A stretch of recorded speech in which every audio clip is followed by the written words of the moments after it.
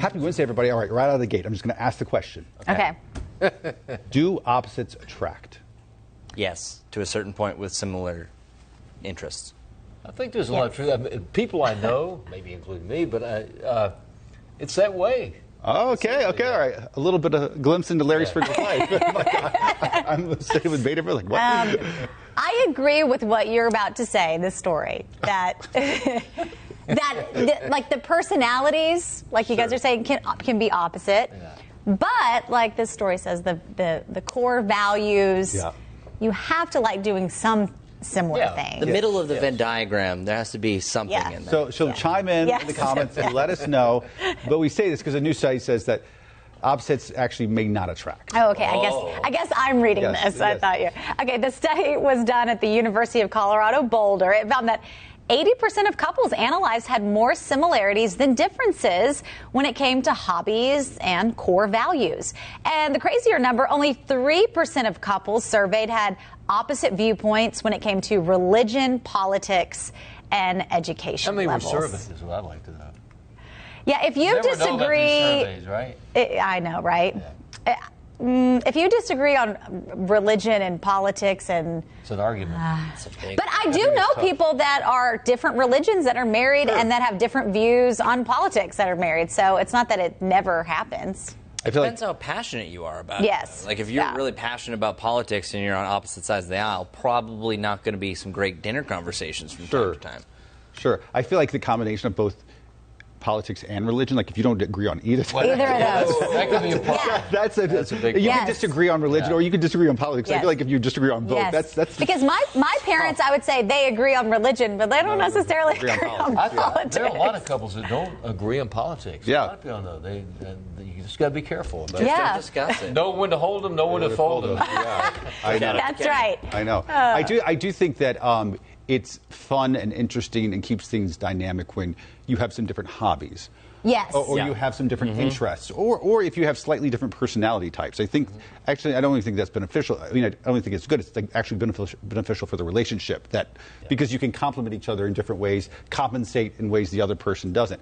But if you say your core values are completely different, are they really your values? Yeah, then I'm like, well, gosh, that makes it more difficult. Melissa chiming in saying, religion and politics are a hard stop for me. We must be on the same page. He's a night owl. I'm not. I'm organized. He's not. But it works. And I think that totally makes sense. It's like the perfect example. It's kind of like an equilibrium. You need somebody to be the extreme. Like, if there were two of me in the relationship, nothing would get done. So that's why you have Kim that is a lot more organized, has her life together a lot more, but at the same time, and there's different things.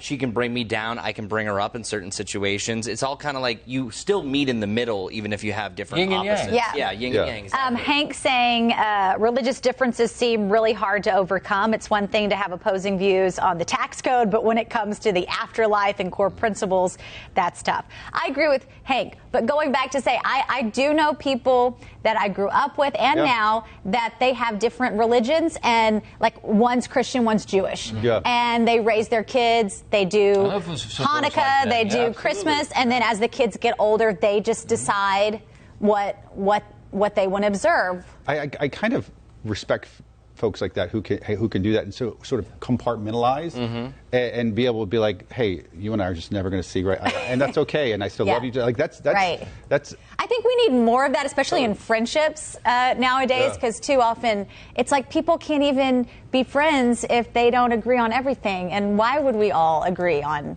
everything? There were two couples I know in my life that I thought had the perfect marriages because they agreed on everything.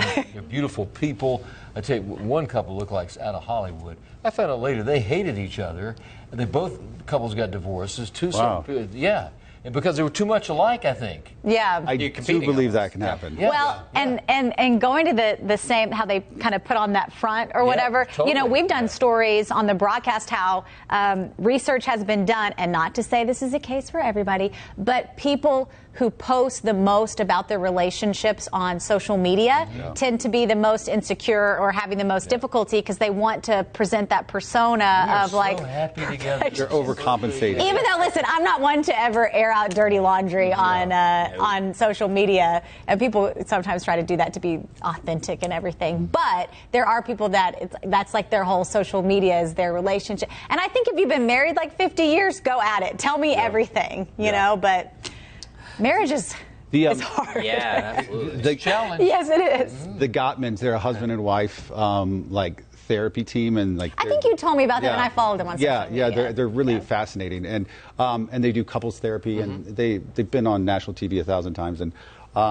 but I once saw them talk about the fact that opposites attract very early on, and you know that's part of the thrill and it's part of the fun or whatever, but that once you get years into it, those opposites things about your partner annoy you. Yeah. And then you have the unfair expectation to be like, no, I need you to be more like me. Yeah. And in fact, early on, you liked that about them because it was different. It was something they approached an issue in a different way. They approached life in a different way. They had a different personality trait that was attractive in the early days. Totally. But that was once you get a few years in, you're like, I really want you to be more like me. And it's an unfair expectation. I had a friend, a photographer, when I at a previous station I worked at, and I was engaged and getting ready to get married, and he was so funny. He was like, "Let me just tell you something.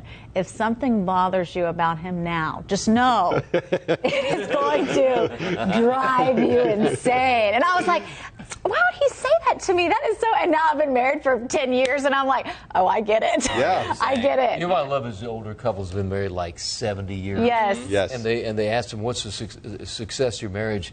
And the guy was going, well, I just do what she says. Oh, right. Happy wife, happy life. Yeah, that's right. No, it is true. Well, I also have kind of found out as a male that sometimes my judgment isn't the best, so I am wrong more than right. So hopefully Kim's not watching this because she will record that snippet. Do you admit that at home? Well, No, absolutely I do. Men in general, usually they're like problem solvers, and they want to. And sometimes women, they just want like a listening ear.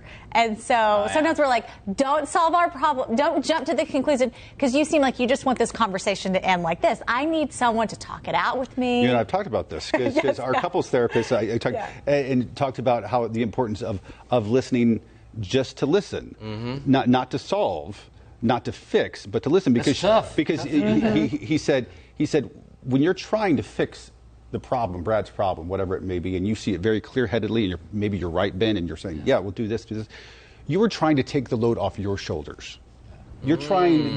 You're making it about you. You're making it about you, Ben. Let's be honest, because you don't want to deal with this anymore. So you're like, okay, here's what you do, instead of actually making it about him. And I'm like, you're absolutely right. You're like, oh, like, Piercy. That's a big challenge, though, right? It is. Just to hold back. Yes. Because, you know, all of us in this business, we like to, here's how you do it. Yeah. Forceful and Or I think a lot of people listen to respond, like, oh, how am I going to respond to this? Or what's my comeback going to be? Or what am I going to say? Instead of just listening, like you said, to listen, no matter what the scenario is.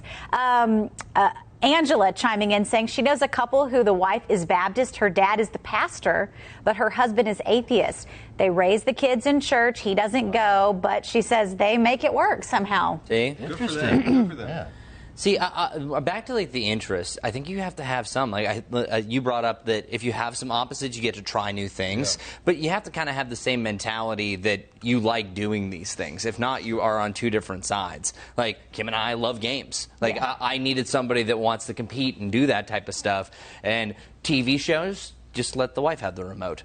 But no, I'm joking. No, but we also have a lot of like shows and things that we like. So I think it's again on that common ground. I think it's great to have those opposites because it actually balances out the marriage or the relationship. But you always come back to at least a few things that really makes you love the person. Because I know when I go on first dates back in the day, that you always attach. It's like, wow, they also like this, and this. You don't say, wow, they're so opposite of me because of that, and that. Right. Oh, I lost it. We're getting more comments. John Kelly. No, Melissa. She was saying, going back to what we said about conversation, she was saying, I preface the conversation saying, can you help me troubleshoot something, or I just need to vent. So he's not like ready with the solution, ready to end it. John Kelly, old saying, listening to understand versus listening to reply. So true. So Which good. is hard. I love that. In the moment, you just want to solve it and move on. Yeah, you do. But then you're making it about yourself. Get it over with. By the way, Y'all never do that, do you? Yeah, that Never. was a big one. I actually have them in my notepad on my phone. There's several, probably 5 or 6 nuggets from those sessions that we did before we got married. That's a good idea to put them in notepads, because I feel like I will read something, or someone will tell me something, and I'll go, oh, that's so good. But then, a year later, I've forgotten what the saying was, or what you said. Yeah, or totally. Absolutely. Totally. All right, folks, chime in. Let us know what you think. Do opposites attract or not? I'll see you back here tomorrow.